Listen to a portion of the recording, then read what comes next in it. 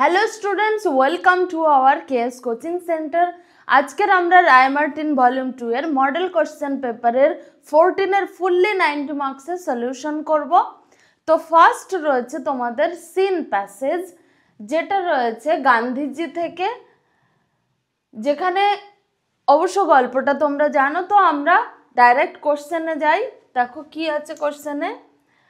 First এখানে total 5 questions আছে MCQ based. First question কি আছে, after the funeral Gandhiji's Ashes were taken to. গান্ধীজির মৃত্যুর পর গান্ধীজির যে ছাই ভস্য সেটা নিয়ে যাওয়া হচ্ছিল কোথায়? এলাহাবাদে। দেখো টু আছে, টু বলতে দিকে বোঝায়, তো এখানে টু জায়গার নাম হয়েছে। Next number B, Gandhi's ashes were taken to Allahabad by, কিসে করে নিয়ে যাওয়া হচ্ছিল?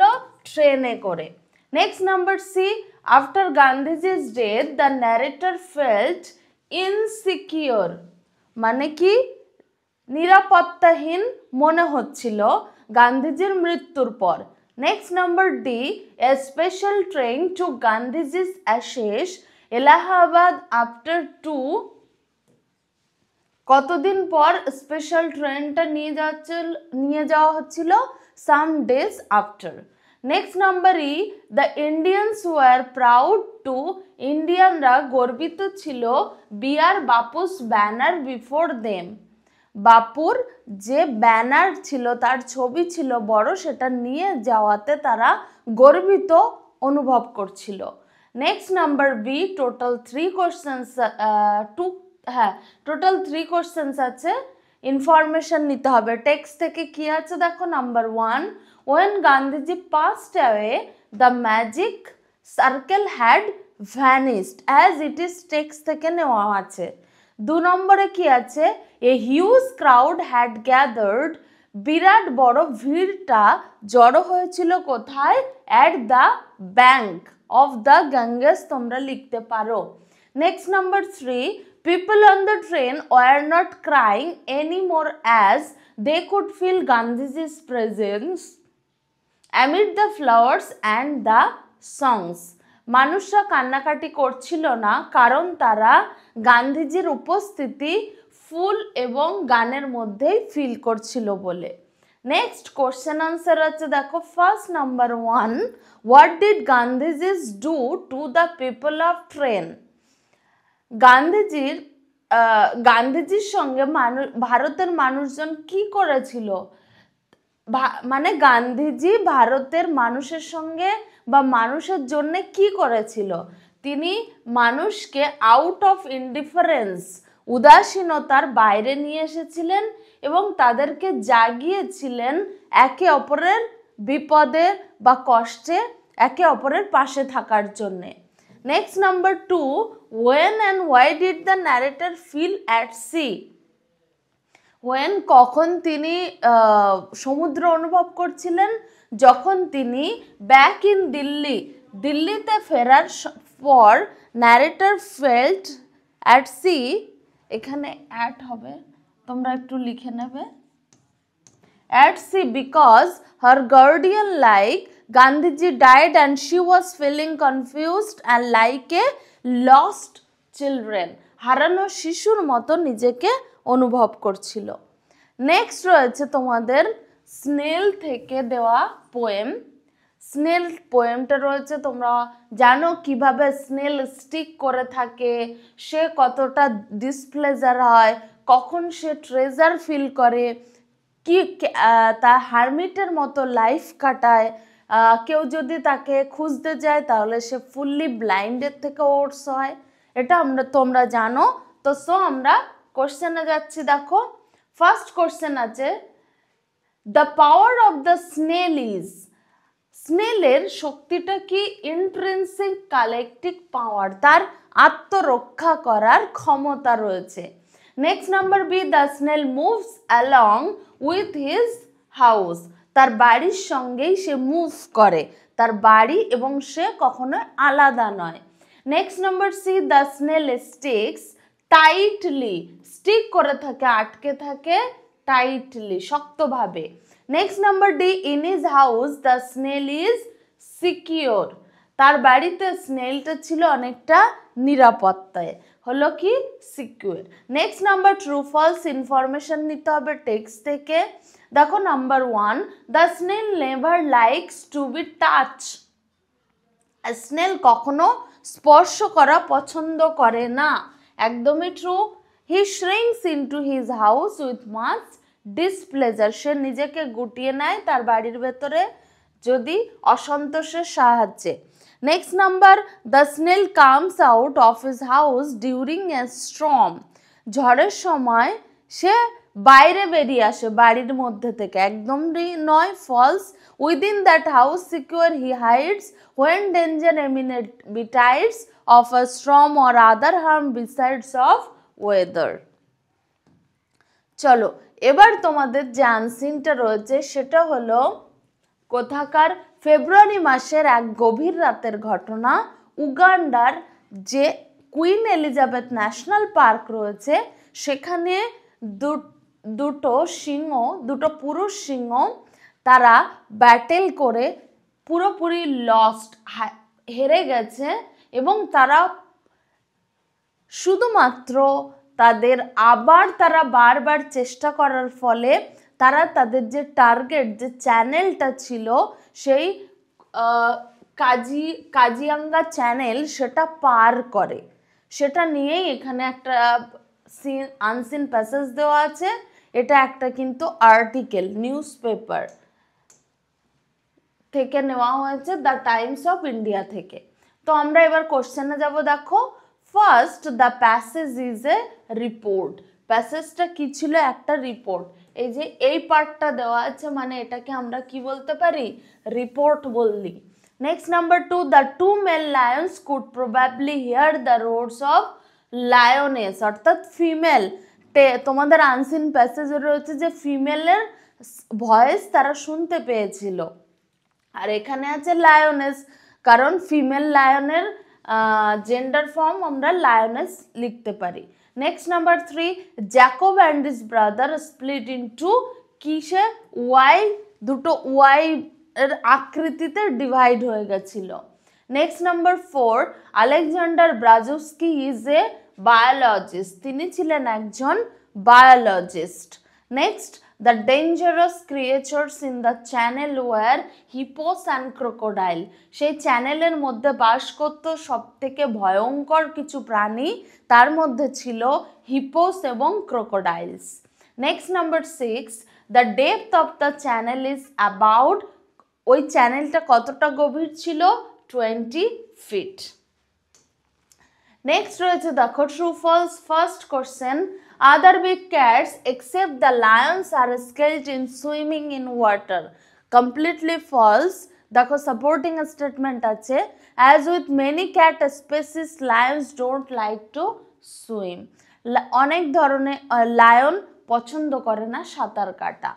Next number 2, a young male tiger swam across the entire Brahmaputra river, Brahmaputra রিভারটা ক্রস করেছিল সাঁতরে একটা ইয়াং পুরুষ বাঘ, এটা ফলস।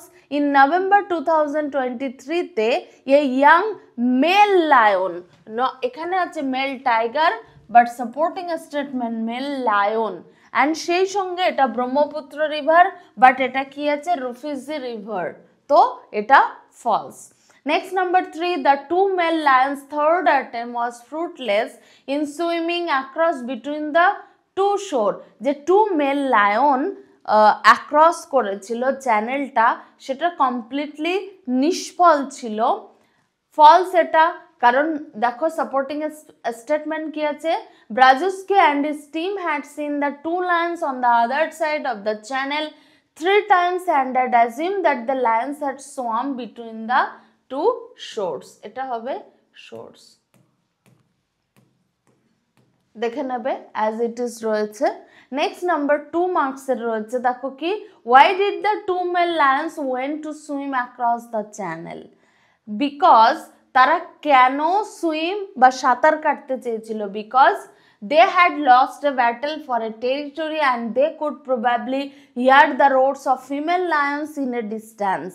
ফিমেল লায়নের ভয়েস শুনতে পেয়েছিল দূর থেকে এবং সেই সঙ্গে তারা একটা ব্যাটেলে হেরে গিয়েছিল বলে তারা আবার নেক্সট টাইম চ্যানেলের জন্য সুইম করার জন্য রেডি হয়েছিল। নেক্সট নাম্বার 2, হু ওয়াজ টিবু? টিবু হলো জ্যাকবসের brother. Next 3, how did Jacob lose his one leg? কিভাবে জ্যাকব তার একটা লেগ লস্ট হারিয়ে ফেলেছিল। Jacob lost his one leg in a poacher's trap, একটা ফাঁদে পড়ে গেছিল 2020-তে। Next number 4, what was never been confirmed on video? কোটা কনফার্ম করা হয়নি ভিডিও করার জন্যে, সেটা কি ছিল? Lions have swum between the shore of Lake Kariba on Zambia Zimbabwe border and one of the lakes islands a distance of 0.6 miles, although that had never been confirmed on video. যখন সেই তীরে কারিবা lake কারিবাতে এইটা হয়েছিল সেটা কখনোই confirm করা হয়নি যে ভিডিওটা শ্যুট হবে। নেক্সট রয়েছে তোমাদের গ্রামার অ্যান্ড ভোকাবুলারি। দেখো 1 April 1975 India dash the space age. দেখো 1975 রয়েছে মানে এটা পাস্টের কথা বলছে, তো অবভিয়াসলি এটাও পাস্ট টেন্স হবে। এটা প্রেজেন্টে আছে, এটা প্রেজেন্ট আছে, পড়ে রয়েছে কি এন্টার্ড, তো এটা পাস্ট টেন্স। বাকি যতগুলো রয়েছে সবই পাস্ট টেন্সেই হবে। নেক্সট সেন্টেন্সটা একবার পড়ি দেখো, on this historic day India launched its first ever satellite. প্রথমবারের মতো স্যাটেলাইট লঞ্চ করা হয়েছিল।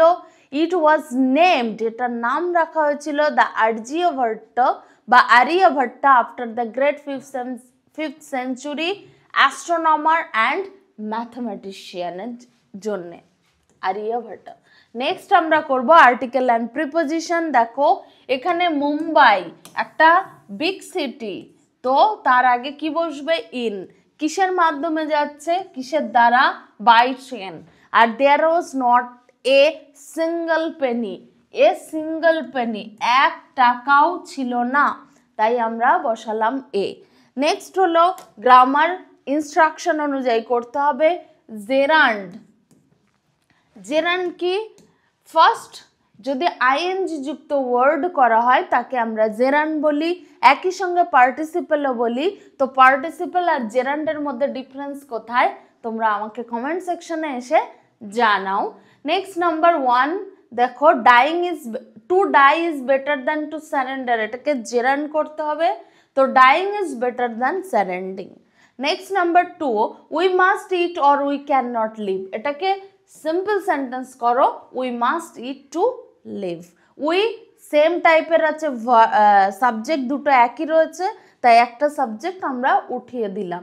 Next number 3, switch on the light, voice change করতে হবে। এটা কি উপদেশ দিচ্ছে, তো late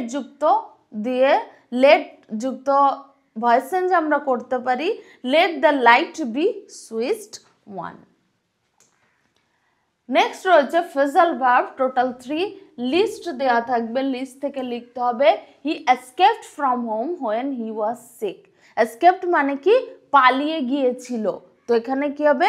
ran away. Next number 2, I could not understand what was written there. Understand মানে কি? বুঝতে পারা, make out. He had 2 teeth extracted yesterday. Extracted মানে কি? তুলে ফেলা, সেটা হবে টেকেন আউট। নেক্সট রয়েছে 6 নাম্বার, সিনোনিমস লিখতে হবে। ফার্স্ট আছে live in a particular place, একটা পার্টিকুলার প্লেসে বাস করাটাকে বলা হয় inhabit. Next made somebody decide not to do something or continue doing something, কোনো কিছু না করার ইচ্ছা সেটাকে বলা হয় অনিচ্ছা, সেটার আর একটা ইংরেজি ওয়ার্ড হলো deterred. Next third, was something or somebody carefully specially learn, specially carefully অতি যত্ন সহকারে যেটা শেখা হয় তাকে বলা হয় অবজার্ভড, কোনো কিছু দেখে। Next number, stress of land boarding on a large body of water, তাকে বলা হয় শোর। স্ট্রেস অফ ল্যান্ড মানে নদীর কোনো ডাঙা, কোনো স্থলভাগের ধারে যেখানে তার পাশ থেকে প্রচুর পরিমাণে জল থাকে, সেই যে ল্যান্ডের পাশটাকে কি বলা হয়? শোর, মানে তীর। নেক্সট রয়েছে একটা নোটিশ যে তুমি তোমার ক্লাবের একজন সদস্য, তুমি চাও যে একটা কালচারাল প্রোগ্রাম হোক, তার জন্য তোমাকে নোটিশ পাঠাতে হবে। তো যেগুলো ইম্পর্টেন্ট, এইটা অবশ্যই ইম্পর্টেন্ট। ফার্স্ট, ক্যাপিটালে নোটিশ লিখতে হবে, কোথাকার ক্লাবের একটা নাম দিতে হবে, সাবজেক্ট কি, একটা cultural programme, notice number, date, and last তুমি সেক্রেটারি, তোমার নাম, আর এখানে দিতে হবে ক্লাবের সদস্যর সাইন। তো শুরু করতে হবে যে নোটিফাই করা হচ্ছে যে কত তারিখের মধ্যে একটা ফিক্সড ডেট দিতে হবে, এই ডেটে প্রোগ্রামটা হবে, তার জন্য কারা কারা ইচ্ছুক তার এনলিস্ট করতে হবে, এবং সেখানে কি কি কালচারাল প্রোগ্রামের মধ্যে ইনক্লুড থাকছে সেটাও জানিয়ে দিতে হবে। যারা পার্টিসিপেট তাদের অনেকটাই ইজি হবে। তো এটাই আছে টেক্সট, তোমাদের নোটিশ। নেক্সট রয়েছে দ্য ফার্মার্স রিগ্রেট বলে একটা স্টোরি লিখতে হবে। দেখো টাইটেলটার মধ্যেই বোঝা যাচ্ছে যে ফার্মার্স, কৃষকের, রিগ্রেট মিন্স অনুতাপ, এবং লাস্ট রয়েছে মোরাল, থিঙ্ক বিফোর অ্যাকশন, কোনো কিছু কাজ করার আগে ভাবা উচিত।